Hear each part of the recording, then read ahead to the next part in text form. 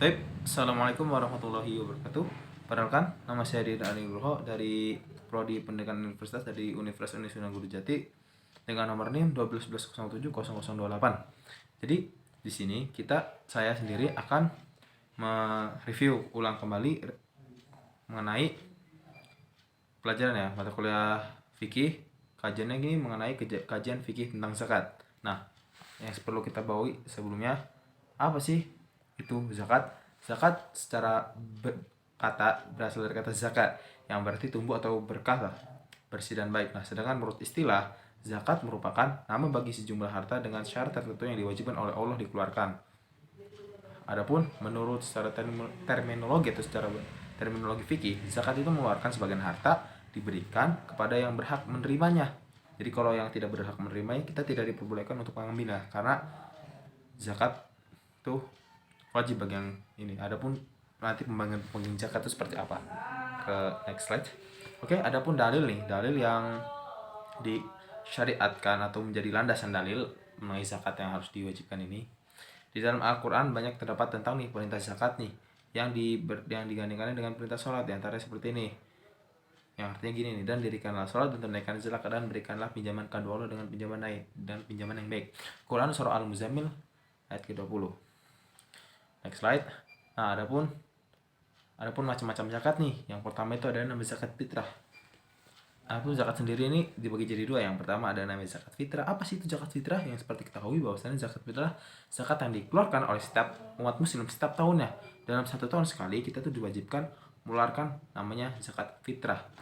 Nah, kapan sih satu sekali kita mengeluarkan zakat fitrah ini? Yaitu dalam bulan Ramadan. Kapan? Ya bulan Ramadan seperti kita kemarin itu. Nah, kita mungkin tidak mengeluarkan zakat, tapi orang tua kita yang mengeluarkan atas nama kita gitu, sekeluarga.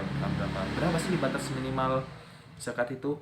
Ya kalau dirupiahkan seperti dari uh, 2,5 liter lah, kalau tidak salah itu 2,5 liter beras, ataupun jumlah uangnya senilai 30.000 gitu kan jumlahnya. Nah, ataupun syarat-syarat wajib zakat nih, apa sih syarat-syarat zakat fitrah ini? Yang pertama itu Islam, yang dua itu lahir sebelum terbenam matahari pada hari penghabisan bulan Ramadan, dan tiga itu memiliki kelebihan harta dan keperluan makanan untuk dirinya sendiri dan untuk yang wajib dinafkahi. Jadi kalau kita belum memenuhi syarat tersebut, jadi kita tidak diwajibkan untuk melakukan zakat fitrah karena diri sendiri kita aja belum memiliki kelebihan harta dan ataupun untuk keperluan makan gitu, tidak memiliki kelebihan, jadi tidak diwajibkan untuk kita untuk mengeluarkan zakat. Nah, yang selanjutnya tuh ada namanya zakat mal. Apa sih itu zakat mal?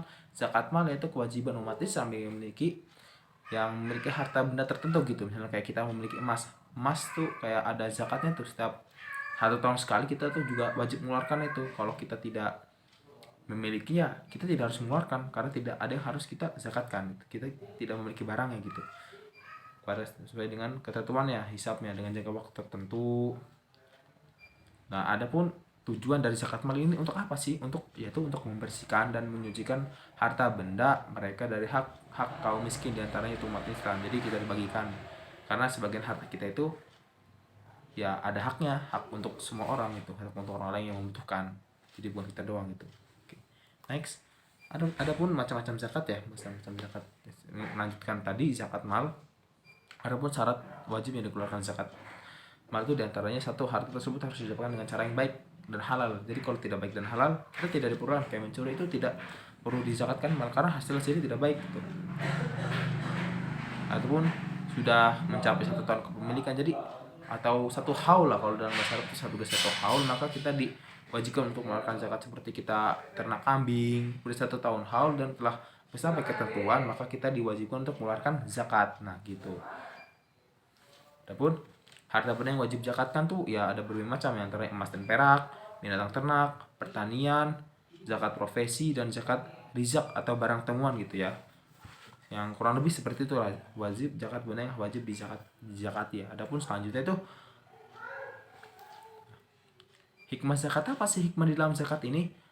Jadi dalam beberapa sumber ada hikmah zakat itu seperti yang kita ketahui ya, seperti dalam zakat bidang moral, zakat itu mengikis habis ketamakan. Jadi kita tuh ya ego kita itu dipendam, kita mengutamakan kita kayak coba ego kita tuh dikurangi, kita keluarkan zakat kita kepada orang yang membutuhkan, dan kita sebagai orang kaya ataupun orang-orang yang berkecukupan, kita tuh tidak serakah gitu akan harta yang kita miliki, karena apa yang kita miliki itu bukan milik kita, hanya titipan dari Allah gitu.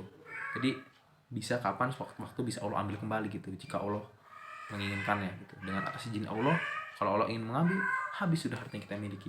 Adapun dalam bidang sosial, nah antara orang yang tidak mampu tuh merasakannya bahwa mereka kebagian dari anggota masyarakat, dan mereka tuh sebagai kaum muslim yang kurang berkecukupan itu ya tidak di beda-bedakan, mereka sama seperti kita umat Islam. Jadi ya kita berbagilah sama umat Islam yang membutuhkan. Adapun kalau dalam bidang ekonomi nih, zakat yang berperan itu sebagai sumber dana gitu ya bagi orang-orang yang berkecukupan, yang dimana mereka itu sangat butuh gitu. Nah maka dari zakat ini nih kita mensejahterakan orang-orang umat Islam yang membutuhkan gitu, dan kayak sedikit ya mengurangi angka kemiskinan gitu.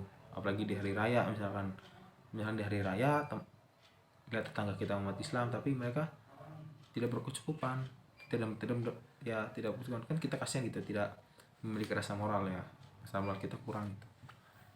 Dah mungkin itu sekian ya dari saya. Apabila ada kata-kata yang kurang ataupun salah tutur kata ataupun salah di pengertian, mohon dibenarkan, karena jika tidak dibenarkan akan menjadi timbul suatu masalah, akan menjadi suul jariyah gitu lah untuk yang bagi yang mendengarnya gitu ya.